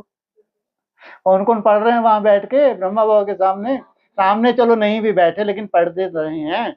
कौन है? राम भी पढ़ रहा है तो नारायण भी पढ़ रहा है, जनक जी महाराज, और कौन कौन निकली? राजा भी निकली तो सीता भी निकली झुटके वालों में, सबका बताया है। तो जिनका नाम है वह जरूर पाठधारी भी हैं। भगवान का भी नाम है ना, भगवान का भी माना वो इतना वैल्यूबल नहीं है वो भी में आता है तुम बहुत वैल्यूबल हो, क्योंकि दुनिया के लिए कौन वैल्यूबल है? जो प्रैक्टिकल कर दिखाते हैं। भगवान का भी नाम है ना, निराकार शिव को ही भगवान कहा जाता है, और किसको भगवान नहीं कहेंगे? बार बार ठूंसते हैं तुम्हारी बुद्धि में। क्या? निराकार को ही भगवान कहा जाता है, भगवान निराकार को ही कहा जाता है, उनकी पूजा होती है, आत्माओं की भी पूजा होती है। रुद्र ज्ञान यज्ञ रचते हैं, रुद्र यज्ञ रचते हैं ना, वह मिट्टी के शालिग्राम बनाते हैं, पत्थर का बनाओ व मिट्टी का, मिट्टी को तोड़ने फिर बनाना सहज है? पत्थर का कितनी मेहनत लगती है उसको एकदम निराकारी शेप देने के लिए, जो भी वो कारीगर होगा है, वो मिट्टी का बनाने में वहां गए, रेत का बनाया था खलास, थोड़े दिन चले, देहाभिमान पहले से ही भरा हुआ था, बने शिवलिंग का रूप, पूरा नहीं चल पा रहे फिर टूट गए। बनाना भी सहज है तो बिगाड़ना भी सहज, क्योंकि इनकी यात्रा परमानेंट नहीं है। बनाना कठिन कैसा है? थमला बनाना बहुत कठिन है। शिवलिंग का रूप देना, पत्थर कैसा हो, टूटे ना, कितने भी माया की ठोकरें हो, मिट्टी की तरह बिखर ना जाए, और फिर वो संगमरमर का हो, कितनी बड़ी बात है। मिट्टी की मूर्तियों को बनाया, 7 रोज पूजा की और जाके डुबो दिया गया। लेकिन संगमरमर की मूर्ति को कभी डुबोया नहीं जाता। इसलिए क्या कहा? पत्थर का बनाओ व मिट्टी का। मिट्टी को तोड़ने फिर बनाने सहज हैं, इसलिए क्या बनाने चाहिए ज्यादातर? कलयुग के अंत में क्या बनाते हैं ज्यादातर? जो सहज हो, मुंह डाल दो जाके और अपनी पूजा भी कर ली फुर्सत, नशे पत्ते भी करते रहो साथ में बैठ के। दुनिया तो इन बातों को नहीं जानते। रुद्र यज्ञ में कितनी आत्माओं की पूजा कर सकते हैं? बच्चे तो ढेर हैं। क्या प्रश्न पूछा? कितनी आत्माओं की पूजा कर सकते हैं? बच्चे तो ढेर हैं। भगत सब भगवान के बच्चे हैं, बाप को याद करते हैं। बाबा ने समझाया है, शिव बाबा आते ही भारत में हैं। तुम थोड़े बच्चे जो उनके मददगार, खुदाई खिदमतगार बनते हो, उनकी ही पूजा भक्त लोग शालिग्राम बनाकर करते हैं। किनकी? खुदाई खिदमतगार, खुदा के मददगार बनने वाले। यज्ञ तो रचते हैं, उनमें छोटा यज्ञ भी होता है, बड़ा भी होता है। बड़े साहूकार लोग बड़ा यज्ञ रचते हैं, लाख लाख बनाते हैं। छोटा यज्ञ होगा तो 5-10 हजार बनाएंगे। क्या? छोटा यज्ञ है तो 5-10 हजार, उस ज्यादा से ज्यादा लाख लाख। कलयुग के सॉरी त्रेता के अंत में कितने होते हैं? अरे पूजा की बात हो रही है 16,000। और जब छोटा है, शुरुआत है तो 5-10, पहले 5 ही लो, धीरे धीरे वृद्धि होती है। एक गांव है, ये हैं क्या हैं, सहयोगी बने हैं, खुदाई खिदमतगार, तो 5-10 हजार बनाएंगे। जैसा जैसा सेठ वैसा यज्ञ, और फिर उतने शालिग्राम बनाते हैं। सेठ भी कोई सात्विक होते हैं, तामसी भी होते हैं, तो सभी तरह के होते हैं ना। एक शिव, बाकी शालिग्राम बनाते हैं। फिर उतने ब्राह्मण भी चाहिए। क्या बनाने के लिए कौन सहयोगी चाहिए? उतने ब्राह्मण भी चाहिए। बहुतों ने यज्ञ देखा होगा, तुम जानते हो। बाबा हम बच्चों की सेवा करते हैं, हम फिर औरों की सेवा करते हैं, इसलिए पूजा होती है। तुम अभी पूज्य बनते हो। आत्मा कहती है बाबा आप तो सदैव पूज्य हो, क्या तो हमको कैसा बना दो? जैसा आप सदैव पूज्य, इसलिए एक मुरली में बोला है बाप तुमको अपने जैसा पूज्य बनाते हैं। नहीं आया मुरली में पॉइंट है? तुम बाप समान पूज्य बनते हो, बाप समान पवित्र बनते हो, पवित्र शब्द आया था उसमें। अरे समान बनना कैसा, चाल तो दिखे जब ये बने। अब तुम सदा ही पवित्र हो, सदा ही सतोपना, तुम्हारी चाल तो हमने देखी ही नहीं, तुम कब कैसे बने थे, तो हम कैसे बन जाएं भाई? क्या मतलब हुआ? हाँ, जो प्रैक्टिकल बाप समान बनता है पहले पहले सैंपल, फिर तुम उसको फॉलो कर दो, उसको कहेंगे बाप समान पवित्र बनना। तो बाबा आप तो सदैव पूज्य हो, हमको भी पूज्य बना रहे हो। तुम पूज्य आत्मा शरीर लेंगी तो कहेंगे पूज्य देवी देवता है। आत्मा ही पूज्य अथवा पुजारी बनती है। बाप आते भी एक ही बार, फिर कभी बाप आत्माओं को पढ़ाएं यह होता ही नहीं, आत्मा ही सुनती है। जैसे आत्मा शरीर द्वारा सुनती है, वैसे परम पिता परमात्मा सुप्रीम आत्मा भी शरीर का आधार ले इन द्वारा सुनाते हैं, इन द्वारा तुमको राजयोग सिखाते हैं। उनको अपना शरीर तो है नहीं। ब्रह्मा विष्णु शंकर का भी अपना सूक्ष्म शरीर है। किसको शरीर नहीं है? उस निराकार शिव को अपना शरीर नहीं है। यहां तो सबका अपना अपना शरीर है। यह है ही साकारी दुनिया। शिव बाबा है निराकार, वह है ज्ञान का सागर, सुख का सागर, प्यार का सागर है। कौन? शिव बाबा। वह आकर सबको पति से पावन बनाते हैं। इसमें प्रेरणा की कोई बात नहीं है। मुझे अगर प्रेरणा से पावन बनाना हो, फिर यहाँ आकर रथ लेने की क्या दरकार? वहीं से प्रेरणा दे देते, इन सब की बैटरी चार्ज हो जाती और काम हो जाता, दुनिया भी बढ़िया उलाहना दे देती, सहन कर लेते। शिव के मंदिर में आगे बैल रखते हैं। मनुष्यों की बुद्धि बिल्कुल ही पत्थर बुद्धि होने के कारण कुछ भी समझते नहीं। क्या रखा है? बैल। ये तुच्छ बुद्धि है, पत्थर बुद्धि है। किसको बिठा दिया? बैल को बिठा दिया।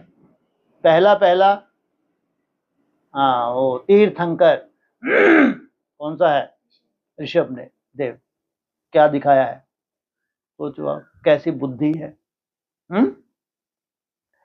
समझते नहीं है। बैल शिव के आगे क्यों रखा है? फिर प्रश्न भी पूछा, चलो तुमने बैल बना दिया, लेकिन अब ये बताओ कि शिव के आगे इस बैल को क्यों रखा है? गौशाला नाम सुना है तो बैल रख दिया। क्या असल में आधार किनका लिया था? गौओं का आधार लिया था, उन्होंने क्या रख दिया? अब बैल पर सवारी किसने सवारी की? श्री कृष्ण की आत्मा तो सतयुग में होती है, उनको क्या पड़ी जो जानवर में आकर बैठेंगे? अच्छा क्या कहा? कुछ श्री कृष्ण की आत्मा तो सतयुग में होगी, वहां क्या हो गया? सत्यता ही सत्यता है। और तुमको टारगेट दिया है, व्यक्तवाणी में भी दिया है, मुरली में भी बोला है। क्या? तुम बच्चों आगे चल के तुम बच्चे भी प्रवेश होके सेवा करोगे, ये महावाक्य है। हाँ, आगे चल के तुम बच्चे भी प्रवेश होके सेवा करोगे। तो उनको क्या पड़ी? जो जानवर में आके बैठेंगे। तो कुछ तो पड़ी है। जानवर में नहीं बैठते तो कहीं तो बैठते होंगे। क्या दिखाया है कृष्ण को? घोड़ा गाड़ी दिखाई है। कुछ भी समझते नहीं। द्रौपदी भी एक थोड़ी ही थी, ढेर हैं जो पुकारती हैं। उन्होंने तो एक नाटक बना दिया कि श्री कृष्ण साड़ियां देते जाते हैं, अर्थ कुछ नहीं समझते हैं। कितनी साड़ियां दी? 21 साड़ियां दी, अर्थ कुछ भी नहीं समझते। कैसे 21 जन्म के लिए क्या बना दिया तुमको? सोचो, देहभान से मुक्त कर दिया। अभी तुम बच्चे समझते हो तुमको 21 जन्म के लिए नगन नहीं होना है। कहाँ की बात कहाँ ले गए? इतनी बड़ी प्राप्ति तुमको यहाँ होती है 21 जन्म के लिए, और कहाँ की बात कहाँ ले गए? भक्ति मार्ग की अथाह कहानियां हैं। कहते हैं यह कथाएं आदि सब अनादि हैं। अनादि अर्थात सदा ही चली आती हैं। पुनर्जन्म लेते सुनते आए हैं। अनादि भी कब से शुरू हुई कुछ तो पता ही नहीं। कहना आसान है लेकिन कब से शुरू हुई नहीं पता। यह भी पता नहीं है कि रावण राज्य कब से शुरू होता है। उनका कोई वर्ण नहीं है। किसका? रावण राज्य का। उन्होंने तो क्या किया, किसमें दिखा दिया रावण को? त्रेता युग में भी रावण को दिखा दिया। तुम कितनी सेवा करते हो। वह सूर्य चांद सितारे आदि तो हैं ही हैं। सतयुग में भी हैं, अभी भी हैं। हम क्या समझते थे वहां रात कभी होगी ही नहीं, सदा दिन ही दिन रहेगा। ये क्या कह रहे हैं? ये ऐसे ही सदा हैं ही हैं। उनकी बदल सदल नहीं होती। फिर मुरली में क्यों बोलता है? क्यों, क्या बोला है वहां? कभी रात नहीं होती। क्या मतलब है? तो तुम्हारे जीवन में कभी रात नहीं होती। जब तुम निराकारी स्टेज में टिकते हो सदा ही उजाला है, कभी अंधकार होता ही नहीं। अभी तुम निमित्त बने हो भारत को ही फिर से अंधियारे से निकाल रोशनी में ले जाने। भक्ति मार्ग को अंधियारा कहा जाता है। किसके लिए खास ड्यूटी है? किसको निकाल रोशनी में ले जाने? अरे क्या बोला? भारत को। तुम्हारी महिमा है तुम धरती के सितारे हो। सितारे हैं तो चांद सूर्य भी होने चाहिए। क्या? कितनी कैटेगरी? पहली कैटेगरी सूर्य, दूसरी चंद्र, तीसरी सितारे। तो लास्ट में क्या? 3 सीढ़ी कटी हुई। स्टार भी फिर कन्वर्ट होने वाले भी हैं, ध्रुव स्टार भी हैं। यह है तुम्हारा रूहानी तीर्थ। तुम ऐसी यात्रा पर जाते हो जहां से इस मृत्यु लोक में नहीं आएंगे। अभी यह मृत्यु लोक है, फिर यहां ही अमर लोक होगा। तुम कहां नहीं आओगे? मृत्यु लोक में नहीं आओगे, और यहां ही क्या होने वाला है? अमर लोक होगा। द्वापर से मृत्यु लोक शुरू होता है। क्या? किन्हीं का तो कहां से शुरू हो गया मृत्यु लोक? द्वापर युग से। अब तुम सच्ची सच्ची अमर कथा सुन रहे हो। तुमको मृत्यु लोक में नहीं आना है, यही अमर लोक तुम्हारे लिए बनने जा रहा है। तुम समझते हो हम आत्माओं की यात्रा न्यारी है। तुम यहाँ बैठे यात्रा पर जाने के लिए पुरुषार्थ करते हो। किस लिए बैठे हो? किस लिए कथा सुन रहे हो? यात्रा पर जाने के लिए। माना ऐसे ही तो भक्ति मार्ग की कथा नहीं सुन रहे, जैसे और ब्रह्मा कुमार कुमार कैसे सुनते हैं। तुम रूहानी यात्रा पर जाने के लिए, याद से ही तुम्हारे विकर्म विनाश होंगे। वह यात्रा पर जाते हैं, विकर्म विनाश कहाँ होते हैं? श्राप की तो मनुष्यों में इतनी आदत है जो छिपकर जरूर छिपा कर ले जाते हैं। गए तीर्थ यात्रा पे, क्या छुपा के ले गए? शराब। बाप रे बाप। कैसे शूटिंग होती है यहाँ ब्राह्मणों की दुनिया में। जाते हैं माउंट आबू तीर्थ यात्रा करने के लिए। बाबा शराब किसको बोलते हैं?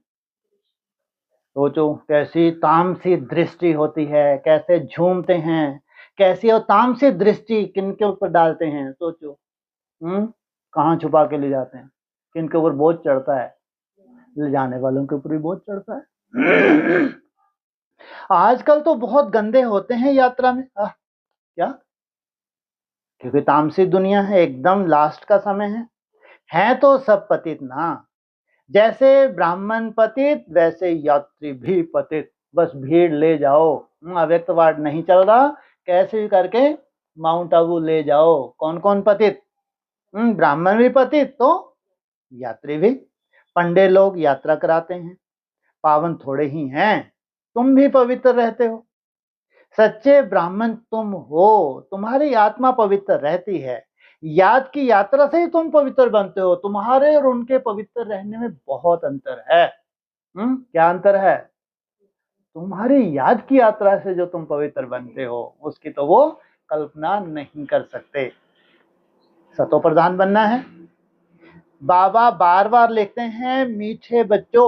ओह, बार बार लिखा, एक ही शब्द बोला। बाबा बार बार लिखते हैं मीठे बच्चों। माँ बाप को जैसे बहुत ज्यादा प्यार आता है बच्चों के ऊपर, क्या करते हैं? वाह मेरा लाल। तो क्या कह रहे हैं? बाबा बार बार लिखते हैं मीठे बच्चों, यह शिव बाबा ने आत्माओं को लिखा। ऐसा नहीं सब ब्रह्मा कुमार को लिखा। किनको मीठे बच्चे लिखा? जो आत्मा बनने का पुरुषार्थ कर रहे हैं। मुझे याद करो तो तुम तमो प्रधान से सतो प्रधान बन सतो प्रधान दुनिया के मालिक बन जाएंगे। बस एक ही डायरेक्शन है मुख्य। कितना सहज है। याद से ही विक्रम विनाश होंगे। याद नहीं करेंगे तो विक्रम विनाश नहीं होंगे, फिर सजाएं खाएंगे। कभी भी बुद्धि नहीं चलानी चाहिए कि इतना कम समय है, इतने कम समय में हमारे पता नहीं क्या हिसाब किताब है, अनेक जन्मों के वो विनाश हो पाएंगे नहीं हो पाएंगे। इसको कहेंगे वही कौन सी पढ़ाई पढ़ी है इन्होंने, डॉगली पढ़ाई। नहीं तो जितना ऊंचा लक्ष्य भले ही तुमको कोई प्राप्त नहीं ना हो, लेकिन उसमें बीज समाया हुआ है। तुम्हारी यात्रा में जो तुम्हारा लक्ष्य है वो है तुम्हारा बीज। भगवान बंधा हुआ है तुमको उस लक्ष्य तक पहुंचाने के लिए। इसमें अपनी बुद्धि नहीं चलानी चाहिए। तो याद की यात्रा नहीं करेंगे तो विक्रम विनाश नहीं होंगे, फिर सजा खाएंगे। बाबा तो कहते हैं तुम कहां भी जाओ कमाई कर सकते हो। उठो बैठो खाओ, सिर्फ बाप को याद करो। इतना सहज है क्या? कैसे बुद्धू बना देते हैं, क्योंकि ये तो बेचारे कहीं के नहीं रहेंगे। तो इनको क्या कह दिया, वो तुमको भी यही बोले। देखो महावाक्य है मुरली का, क्या बोलते हैं? हाँ, उठो बैठो कहीं भी जाओ, बस मेरे को याद करो। अरे तुमको कैसे ठगा है ये तो वही ऊपर वाला ही जाने। इस पॉइंट के अंदर कितना बड़ा रहस्य है। किन आत्माओं को राहत दी है और सबका बाप है। और कहाँ तुम्हारी इतनी सूक्ष्म यात्रा, तुम्हारी कमाई है। बच्चों के लिए तो और ही सहज है। इसमें कोई अटेंशन आदि की बात नहीं। वाह, क्या इसमें कोई अटेंशन आदि की बात नहीं। साधारण याद में भी काम तो चल जाता है। श्रीनाथ के मंदिर में श्रीनाथ की याद में बैठते हैं, भोग लगता है तो पत्थर की मूर्ति ना। क्या नाम है? श्रीनाथ, श्रेष्ठ आत्माओं का नाथ। मूर्ति पत्थर की, और भोग लगाया। भोग भी किसको लगाना चाहिए? अधिकारी तो एक शिव बाबा ही है। क्या तुमने भोग लगाया श्रीनाथ को? लगाना किसको चाहिए? शिव बाबा को। जो खुद ही अभोक्ता वो डिमांड कर रहे हैं। क्या भोग लगाना अर्थात अर्पण होना। क्या है? बेहद का भोग, तुम्हारा अर्पणमय स्वरूप। तो अधिकारी तो एक शिव बाबा है, सर्व का सदगति दाता पतित पावन वह है। बाप कहते हैं मैं स्वीकार ही नहीं करता हूं। देखो टाइम लगा इनको पलटने में। एक तरफ कहा इसको भोग मत लगाओ, है श्रीनाथ, लेकिन मूर्ख हो तुम। इसको क्यों लगाना है? तो मेरे को लगाओ, मैंने तुमको पति से पावन बनाया था। अगली लाइन में पलटी मारी। कैसे पलटी मारी? क्या बोला? मैं स्वीकार नहीं करता हूँ। क्योंकि अगर भक्ति मार्ग की तरह तुम देते हो, मैं स्वीकार नहीं करता हूँ, इतना अर्पण में होकर अगर तुम करते हो तो भगवान स्वीकार नहीं करेगा तो कौन करेगा? ये मूर्ति स्वीकार नहीं करते तो खुद ही पुरुषार्थी हैं। तुम मेरे ऊपर दूध भी पानी वाला चढ़ाते हो, यह भोग लगाते हो क्यों? हद कर दी। चढ़ाया तो हजम ही नहीं हो, इनके पेट ही खराब हो जाए। जो हमने मंथन किया, जो सार निकला, हमने इसलिए पानी मिक्स कर दिया कि सामने वाला डाइजेस्ट ही नहीं कर पाएगा। अभी हम जो दूध चढ़ा रहे हैं वही हजम नहीं हो पा रहा। ब्रह्मा कुमार कौर को हजम नहीं हो, ये मरने वाले एडवांस वाले, इनकी तो बेचारों की बात ही नहीं है, यही हजम नहीं कर पा रहे, तो भी हम पानी मिला के दे रहे हैं। अभी तो मूल्यों के पॉइंट बीच में अटैच कर करके दे रहे हैं, तो भी ये हजम नहीं कर सकते, और आपको तो भी तकलीफ हो रही है कि इतना सुंदर मैं तुमको मंथन दे रहा हूँ, इतना सुंदर मन, डायरेक्ट बोल दो, मारना है क्या सबको? हद हो गई इनकी तो। है क्या बोल रहे हैं? मेरे ऊपर दूध भी पानी वाला चढ़ाते हो, यह भोग लगाते हो क्यों? मैं तो निराकार अभोक्ता हूं, फिर क्यों क्वेश्चन करते हैं? हैं? जब तेरा है, तेरे ही अर्पण किया है, फिर क्वेश्चन की क्या बात? मेरी क्या पूजा करते हो? मेरे आगे भोग रखेंगे, लेकिन भक्तों ने भोग लगाया, उन्होंने ही बांट कर खाया। क्या? मेरे आगे भोग लगाया और भक्तों ने ही बांट कर खाया। तुम जानते हो शिव बाबा को भोग तो जरूर लगाना है, इनसे मिलो। लेकिन तुम्हारा है बेहद का भोग और उनका है हद का भोग। और तुम्हारे भोग लगाने में भी यहाँ बेहद का जो बृहस्पतिवार है, तो वो उनका हद का और तुम्हारा है बेहद का। सोचो, और तुम्हारे भोग के लिए कौन तरसते हैं? देवताएं भी तरसते हैं। सोचो कैसा ब्रह्मा भोजन तैयार करते हो कि देवताओं की भी बैटरी चार्ज कर देते हो तुम। ये है असली तुम्हारा भोग। तो फिर बांट कर तुम खाते हो, यह जैसे किसका रिगार्ड रखना है? मैं तो भोगता हूं, तुम केवल क्या करते हो? जैसे कि रिगार्ड रखते हो। हम शिव बाबा को भोग लगाते हैं, शिव बाबा का भंडारा है ना, जिसका भंडारा है उसको भोग जरूर लगाना पड़े, नहीं तो जैसे भंडारा ही छीन लेंगे ये। भल तुम भोग लगाते हो, खाते भी तुम बच्चे ही हो, तो ये पूरी भक्ति मार्ग कौन सिखा रहा है? क्योंकि उनको संतुष्ट भक्तों को इसी से होना है। एक ही मुरली है, उसमें 3 कैटेगरी की आत्माएं हैं, सूर्यवंश भी है, चंद्रवंश का भक्ति मार्ग है, और स्टार भी है, पुच्छल तारे भी हैं, सब एक मुरली में पढ़ रहे हैं। तो भल तुम भोग लगाते हो, खाते भी तुम ही हो, यह ब्रह्मा खाता है, मैं नहीं खाता है। क्या? यह खाता है लेकिन मैं नहीं खाता। बाकी वासना तो आएगी ना, अरे वासना भी क्यों ले रहे हो? तो वो भी ब्रह्मा के द्वारा ही लोगे बेचारे के, और उसको बोले खाता है। मतलब वासना तुमको चाहिए, उसको चोर बना दिया। सोचो आप, उसको कितना बड़ा इल्जाम लगाया, माखन चोर। सोचो आप, वासना किसने ली? ये कितना पर्दे के पीछे खेल चलता है, बाप रे, वो जाने बेचारा, वो जाने और न जाने को। बाकी वासना तो आएगी ना।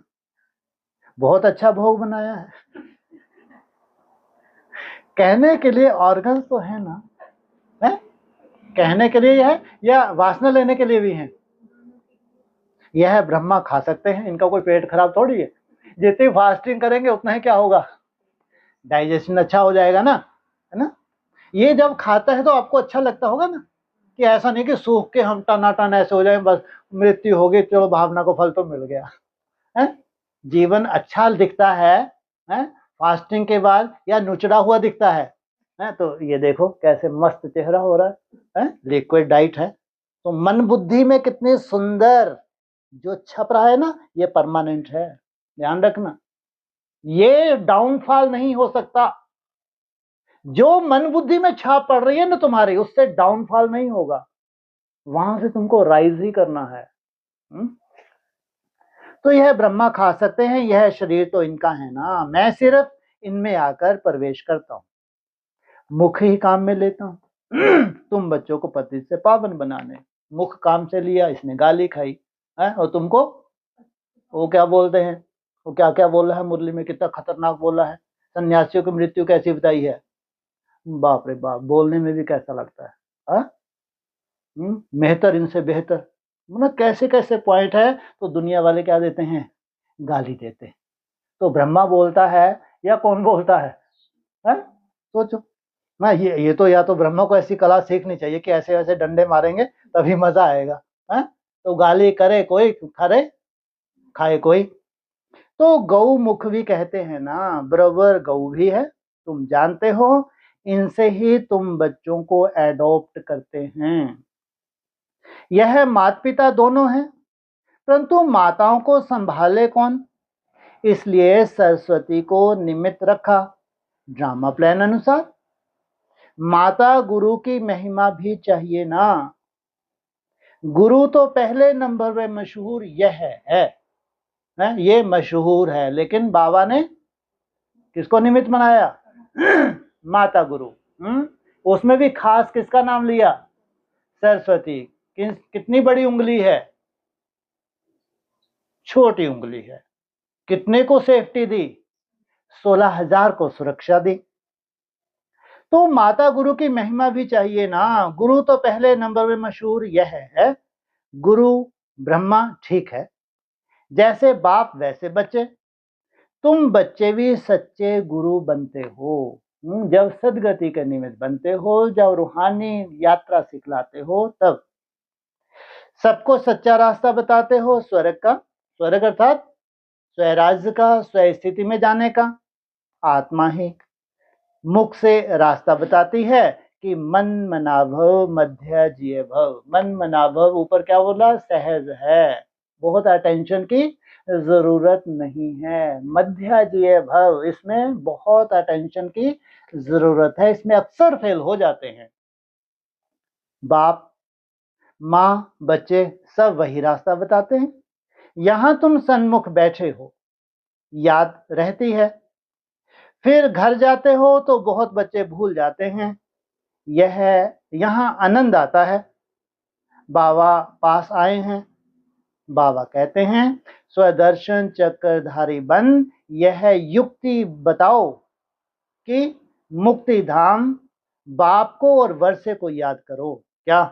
स्वदर्शन चक्रधारी बन, नहीं तो वैसे ही तुम दुनिया को सिखाते हो। लेकिन स्वदर्शन चक्रधारी बन, जमीन आसमान का यहाँ भी अंतर हो गया।